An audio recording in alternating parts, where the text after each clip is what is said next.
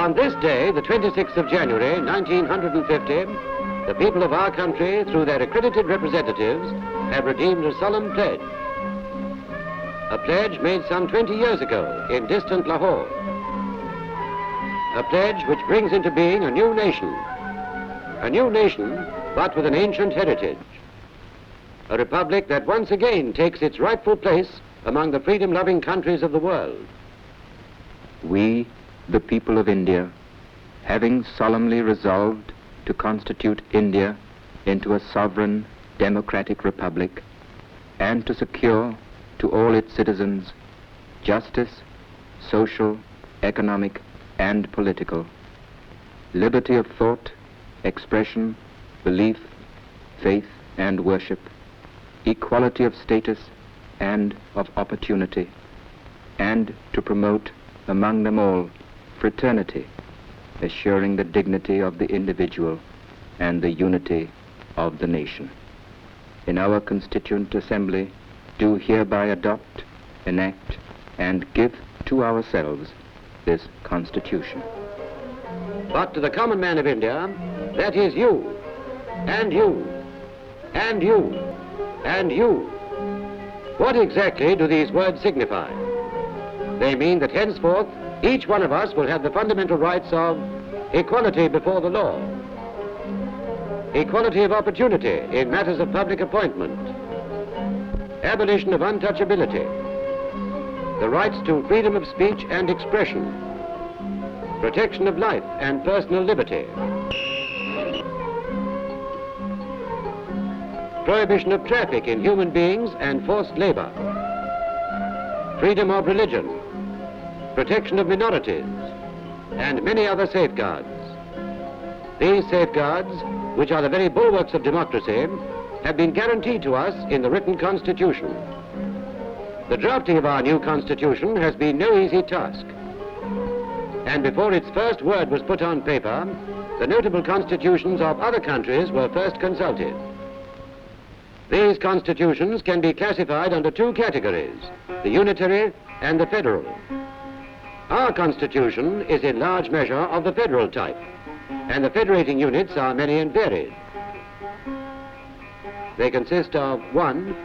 States, formerly known as provinces. 2.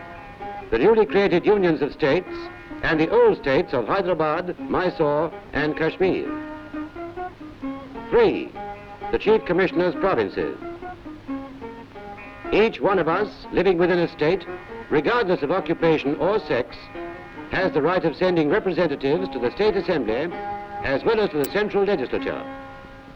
If then 75,000 of us of any state get together, and provided we are over 21, we have the right of collectively electing one representative to the State Assembly.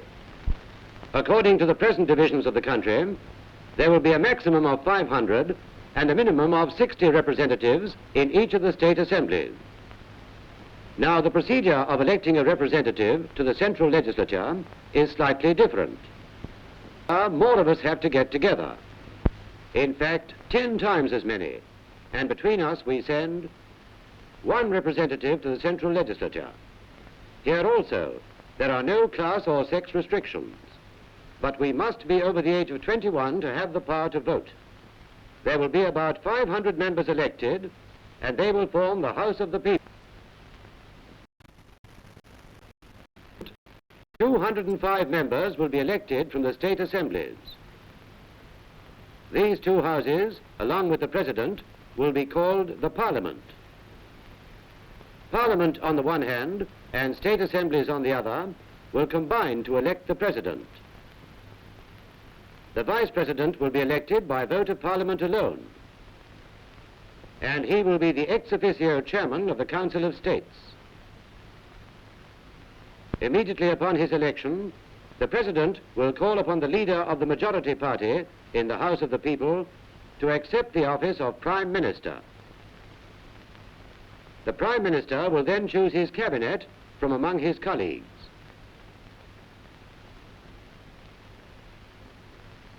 The President will select 12 persons who are acknowledged leaders in their respective spheres, such as in the arts, science, agriculture, and so on, and nominate them to the Council of State. The President will also nominate the state governors, but the governors will be purely constitutional heads, for the real business of conducting the states will be carried on by the Premier and his cabinet. Like the centre, the state legislature in the 6 major states of Bihar, Bombay, Madras, Punjab, the United Provinces, and West Bengal will consist of 2 houses. The other states will have 1 house only. The state legislature must meet twice a year, at intervals of not more than 6 months, and it can legislate on 66 different matters. The most important of them are law and order, health, agriculture, fisheries, education, entertainment. The central government, on the other hand, can legislate on 97 different items, the most important of which are defense, foreign affairs, communications, posts and telegraphs, finance including currency, trade and commerce, mines and power. But there is always danger of abuse of power by the executive, and therefore every constitution provides for safeguards. Our constitution has provided 4 safeguards. First, the judiciary, consisting of the Supreme Court and the various high courts. These will safeguard the fundamental rights of the citizen by just and proper interpretation of the law. Second, by a controller and auditor general, who will see to it that the funds of the Union are wisely utilized. Third, the Union Public Service Commission, which will be in charge of recruitment to the services required by the country. And fourth, the Election Commissioner, who will be responsible for fair and impartial elections and who will be free from any executive interference. The President of the Union, as head of the state, will have vested in him all executive powers, including command of the armed forces. That is, the Army, the Navy, and the Air Force. Moreover, he can summon or prorogue Parliament.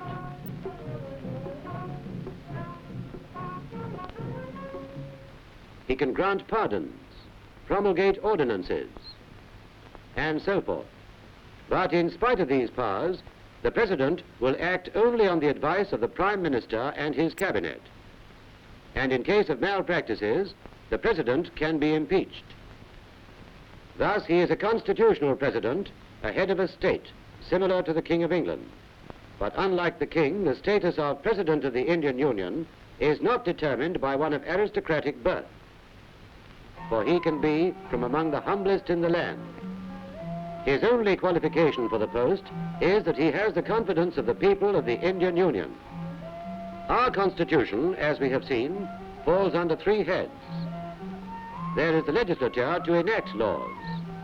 There is the executive to carry them out. And the independent judiciary to see that the laws are properly and correctly interpreted. Our Constitution, therefore, to bring this about, lays down certain directive principles. And some of them are, 1, that the citizens, men and women equally, have the right to an adequate means of livelihood. 2, that the ownership and control of the material resources of the community are so distributed as best to subserve the common good. 3, and that children of tender age are not abused, and that they are not forced by economic necessity to enter avocations unsuited to their years or strength. 4, that the state shall endeavor to provide for free and compulsory education for all children. 5, the state shall, within the limits of its economic capacity, make effective provision for securing the right to work in cases of unemployment, old age, and sickness. 6, the state shall take steps to organize village panchayats. 7, The state shall endeavor its agriculture and animal husbandry on modern scientific lines. 8. The state shall endeavor to promote international peace and security and maintain just and honorable relations between nations. It can be truly said of our democratic republic that it has a single citizenship, that of the Union, a single state language, that of Hindi in the Devanagari script, although full scope will be given to the various regional languages, and a single pattern of administration, the parliamentary system, established on the foundations of adult franchise. When we consider then that our franchise involves a vote 6 times the number that we had before independence, a number that is nearly equal to the total population of the Soviet Union, a number that exceeds by 30 millions the population of the entire United States of America, we can begin to comprehend and appreciate the vastness of our democracy and the glorious legacy that is ours. A legacy that requires each one of us to do his utmost in making our Constitution become a living reality. Jai Hind.